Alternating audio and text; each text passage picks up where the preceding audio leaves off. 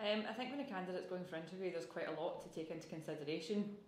You have to think about how your appearance is, what you're wearing. You have to make sure that you're matching what your interview dress is to the company's culture itself.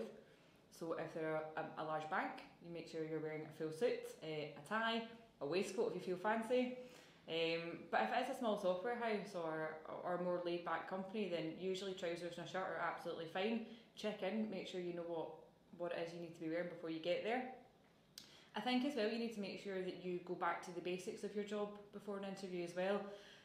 Some people have come straight out of university, not interviewed for 10 years and have forgotten how to interview and have forgotten some of the fundamentals of their job. For example, the key pillars of development is something a lot of people won't have looked at since they've been at university, so brushing up on some of the fundamentals of their role can be a quite a good idea as well.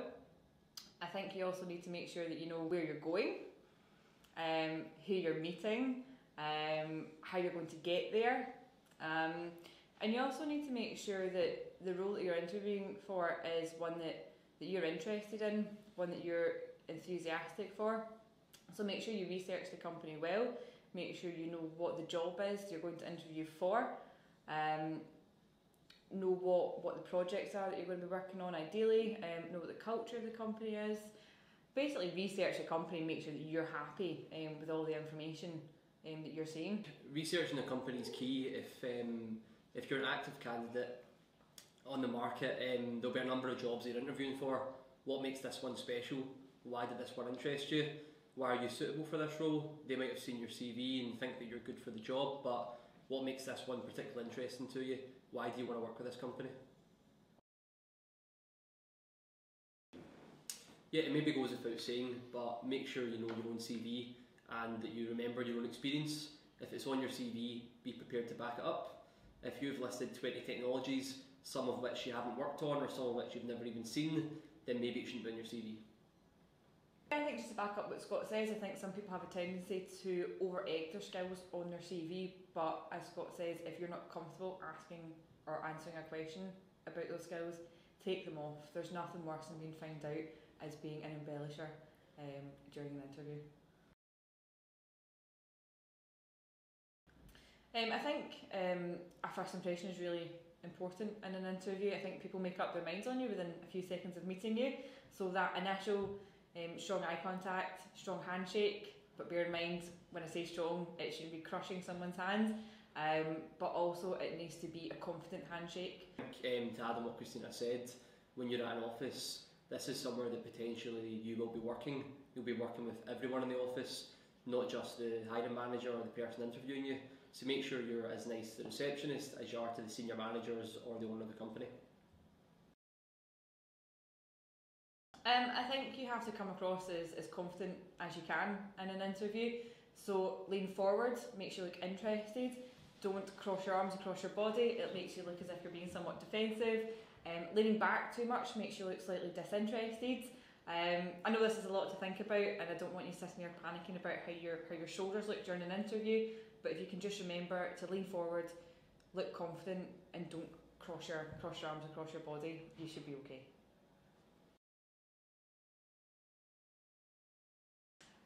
I think competency-based questions are something that a lot of people fear during an interview. Certainly for developers and technical staff, they're becoming less and less of a thing, but certainly for your project managers, your business analysts, more of your functional type roles, they do come up. So the way we say to answer competency-based interviews is to use the STAR approach. And STAR approach stands for situation, task, action and result. You can never guarantee which competency-based questions you'll be asked going into an interview. So we tell people to think of 3 or 4 scenarios from their previous working history, projects they've worked on. So for example, if you're asked, can you tell me about a time you worked well in a team? You can say the situation was, this project we were tasked with, this is what we had to get out of the project, this is what the action was, and this is what the result was. That's a perfect way to answer a competency-based interview. That last point there is particularly with development. I think some developers can work with some really large teams developing large-scale projects, which is great, but the potential company and the potential employer, they're not looking to hire a team, they're not looking to hire your old business, they're looking to hire you, so they want to know what you've done within that project and they want to know what you can bring to their company.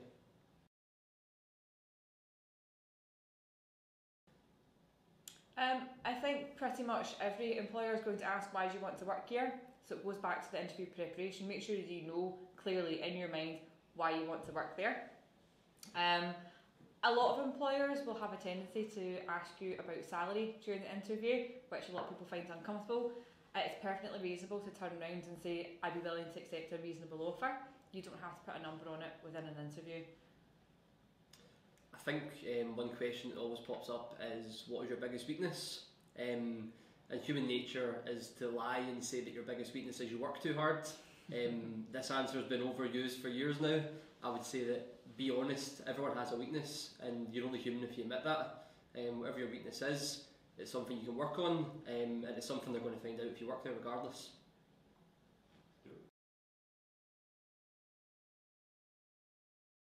I think questions at the end of an interview give a really good impression that you have listened to them throughout the interview. So perhaps if they've touched on a technical aspect or a project aspect, pick up again on that. So for example, you mentioned such and such a project, can you tell me a little bit more about the deliverables? I think as well, you want to use the end and the questions at the end to get them to imagine you working in the company. So a question like, can you tell me about the projects that I'll be working on in the first 6 months? Or tell me about the technologies I'll be working with in my first 6 months are great questions. I think thinking long term about your position within the company, it's perfectly reasonable to ask about progression. It's not going to make you seem as if you're overly ambitious or you're thinking too far ahead. In fact, it probably lets the company know that you are thinking about a long-term career with them. So ask, after 1 year, 2 years, or ask what you can do to action progression and what you can do to be developing from within the company.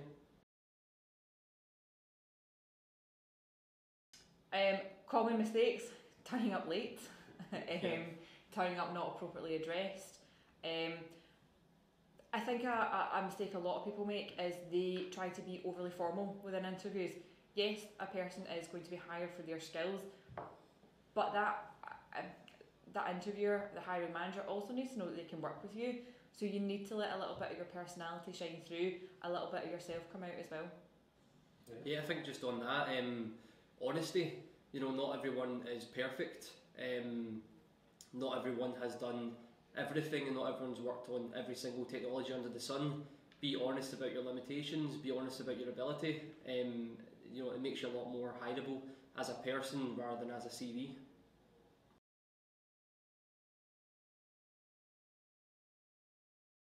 I think interviews are really difficult to practice for.